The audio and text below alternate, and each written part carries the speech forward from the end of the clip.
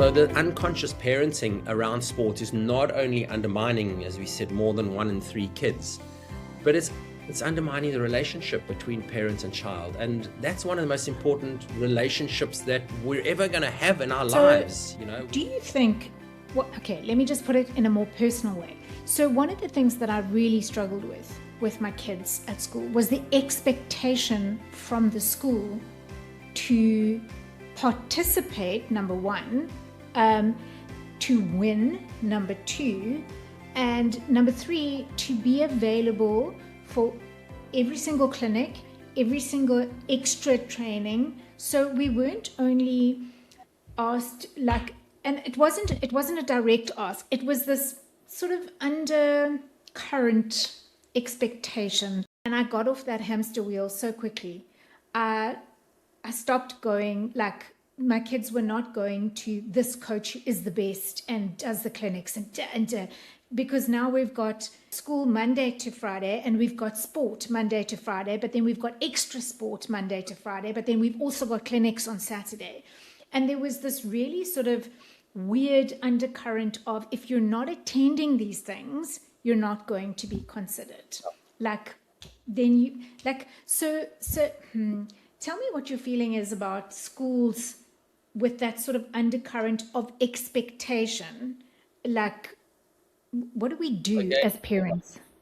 So I would go back again when you ask the question, because every school would be different. But for me, the organizing principle there is, what is the purpose? What is the reason? What is the drive? So as parents, when we start realizing what is it that is driving my behavior, then we can start impacting and shifting things from the place that the behavior is originating. Now, it's the same thing with a school. There is a lot of unconscious schooling that goes on, or maybe it's not unconscious, maybe it's just not explicit. So yes, there are schools that they base their public image on how good the rugby team is. And there are people that benefit. So maybe it's a school, maybe it's the old boys, maybe it's the headmaster. So what they do is they go, let's do everything we can to get the best possible rugby results, because then we look good and we get sponsorship, or we get our school ego stroked, or whatever it might be.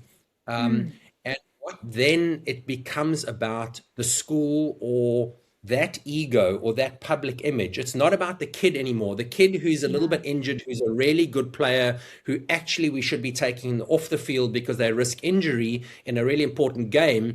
If that's the unconscious narrative, is we need to win in order to look good, to be the best rugby school, the coach will then leave that kid on the field if they're the best player, but maybe there's a risk of them getting injured because we need our best player on the field. So what is the informing principle? Why are kids being sent to all these, in the example you mentioned there, why are they getting sent to all these extra lessons? What's the agenda? And as long as we can surface the agenda and make it conscious, why are we doing it? And then make it explicit. Then parents can say, I understand if I send my kid to that school or they play in that team, this is why and this is what's required. I identify with that. Well, that's a mistake. Does my kid identify with that? Do we both align to that? Or like, no, we don't want to be that. Well, then find a school that does cater for what we want. But I think there's not enough schools are clear on what is our stance around academics and why. What is our stance around, particularly around sport? Is it around participation? Is it about winning? What is the mix of the two? Because it's never really one or the other. And then you hire coaches and you train coaches accordingly. The coaches coach and select according to the school philosophy, whatever that might be. And then you've got a system that works and everything will work. And kids that don't fit there will go to another school, another team, to where it lines up with what they want.